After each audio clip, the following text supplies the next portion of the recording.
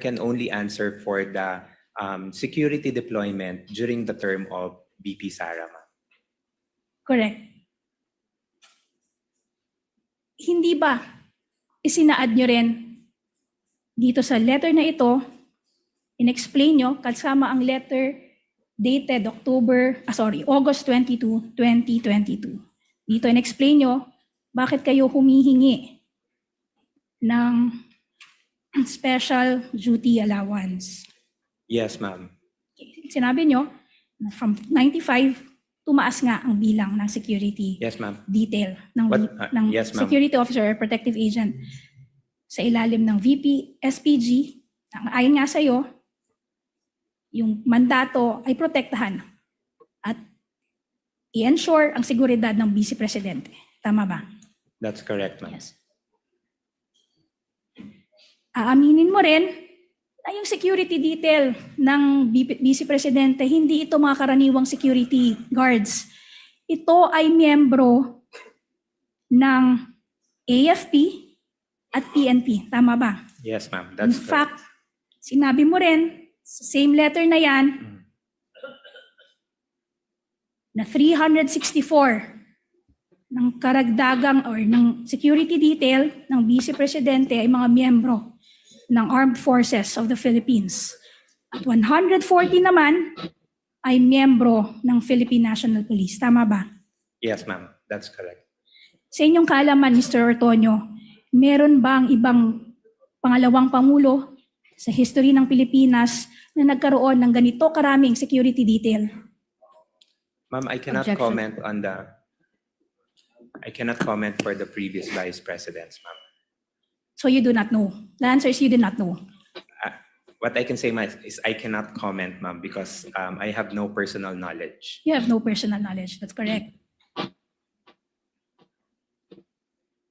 You will also confirm na yung special duty allowance na inyong hiningi, ito ay karagdagang allowance lamang para dito sa VP-SPG. Ibig sabihin, etong membro ng mga VP-SPG, kumukuha na ito or tumatanggap na ng sweldo mula sa AFP, sa ilalim ng General Appropriations Act for the members of the AFP, at yung mga miyembro naman ng PNP, tumatanggap ng sahod mula sa PNP. Kung alam ninyo, Mr. Ortonio. Counsel? I will have to object, Your Honor, because Council has not shown the relevance of the salaries of VP-SPG to the confidential funds. And in fact, there was no finding from the COA ICPAO regarding this matter. Okay, on 2 points, Your Honor. Kindly comment, Counsel. First, Your Honor, the fact that this was not flagged by the COA does not preclude this honorable court from making a finding on whether it is irregular or not. Number 2, Your Honor, it's very relevant, Your Honor, because the primary justification for the confidential funds is for ensuring the security of the Vice President, which is already governed by the mandate of the VP-SPG. In short, Your Honor, they requested funds, additional funds, for an item that is already answered for Quick reply, by Your Honor. the mandate of the Let her finish, VP-SPG, and which is already paid for from a separate funding, Your Honor. Quick Yes, reply, Your Honor. Producing. The issue on the VP-SPG salary, Your Honor, being allegedly covered by the confidential funds is not among the allegations in the articles of impeachment. Neither was this matter alleged in the impeachment complaints. Number 2, the impeachment court only relies on the findings of the COA, Your Honor. That's the reason why the COA was placed on the witness stand and testify on its matters, Your Honor. With all due respect, the matter of determining whether the salaries were indeed covered by the confidential funds is a matter outside the powers of the impeachment court to determine, Your Honor. Your Honor, if I may just reply, just to set the record straight, Your Honor, because the Brief prosecution reply, never... Counsel, before the chair makes a ruling. Please continue. Your Honor, at no point and at no time did the prosecution say that the confidential funds were used to pay for the salary of the VP-SPG. What we are saying, Your Honor, is that the VP-SPG is already paid from a separate account, from a separate fund, salary for the purpose of affording or providing protection to the Vice President. Now, Your Honor, they requested for funds, additional funds to pay for the very same protection. Your Honor, please. That's already being Counsel is testifying, Your Honor. that's already being afforded by Actually, the VPSPG. counsels, please. Actually, Attorney May, you already were able to actually say what you want to say on the record based on your comments on the objection.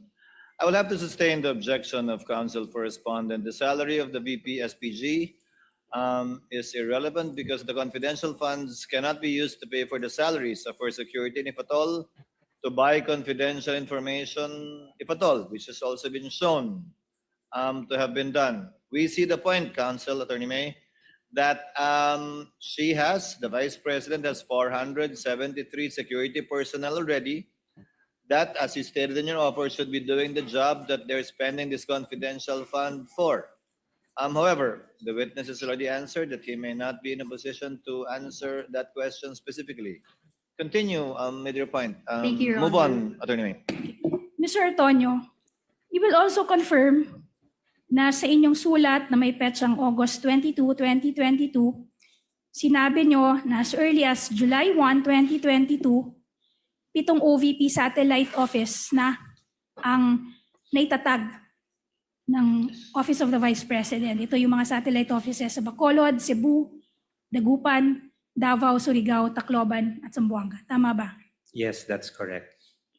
At nung bawat isa nito, sinabi ninyo, and I quote, are catering to an average of 100 to 150 clients per day. Tama ba? Yes, that's correct.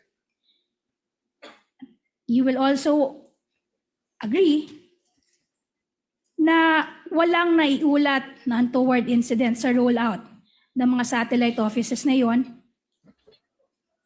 bago ang December 21, 2022. Tama ba? In terms of the operations within the satellite office, no untoward incidents. Okay. And you will confirm that during the rollout of the satellite offices, wala pang confidential funds ang Office of the Vice President. Tama ba? During this time, ma'am. Wala During pa. this time. Okay. And you will also confirm na beginning fourth quarter of 2023 up to the present, you continue to roll out satellite offices and projects under your umbrella programs, good governance program, the socio-economic delivery program. Tama ba? Yes. And up to this time, wala ding naiuulat na untoward incident sa mga rollout ng mga proyektong ito. Tama ba? Yes. Yes.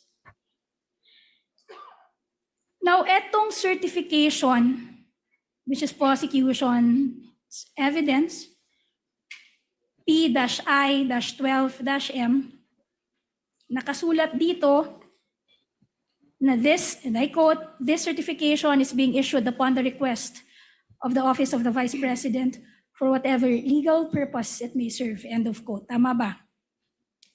Yes, ma'am, Yes. based on the document. Based on the document. Kung gayon, hindi ito record na iniingatan sa karaniwang takbo ng gawain ng Office of the Vice President. In short, this is not a record kept in the ordinary business of the Office of the Vice President. Yes? Yes, I would say so. Yes. The certification was only produced upon request. Tama ba? Based on that Ma'am, document. for this specific document, ma'am, I cannot say that it is upon request, ma'am. I cannot, based on my understanding, Even I if cannot it's assume. even if it is expressly stated in this document that this certification is being issued upon the request of the Office of the Vice President. Hindi mo rin masasabi na issued to upon the request. Asked and answered, Your Honor. No, Your Honor, that's just a follow-up, Your Honor. Witness will answer. I cannot automatically assume, ma'am, na it is made because through a request, just merely because of a statement that indicates that based on a request. Okay, so ibig sabihin mo, maaring nagkamali lang yung explicit statement Your na to. Honor, please. No. Your Honor. What's the basis of the Misleading, objection? Your Honor. Maaaring nagkamali lang. How is it misleading? Or Your Honor? argumentative. Argumentative. Or argumentative, sustained. Okay. That's the witness answer, counsel, however unacceptable it may, or unacceptable it may be. Also, in those 4 certifications that you were earlier confronted with, wala ring nakalagay, nakasulat na amount, wala ring nakasulat na pangalan na pinagbigyan ng confidential funds. Walang sinasabi kung saan ginastos basically yung confidential funds na pinapatunguhan dyan sa 4 na certifications na yan. Tama ba? Based on the document, ma'am, no, it does not indicate. Okay.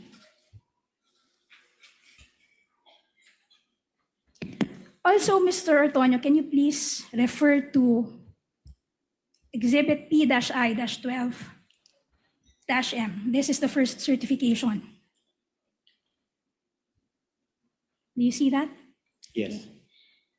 You will confirm na yung period na sakop ng certification na yan ay December 20 to December 31.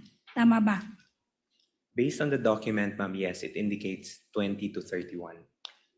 Pero ang mismong liquidation, kung saan nyo inilakip yung certification na yan, ang period na sakop ay December 21 hanggang December 31 lamang. 31. Tama. Yes, based on the documents that were So in submitted. short, may 1 day na covered ng certification na hindi covered ng liquidation. Tama ba? If you will base it, ma'am, based on my understanding, if you will base it on the liquidation report, merong isang araw. Merong isang araw. Thank you.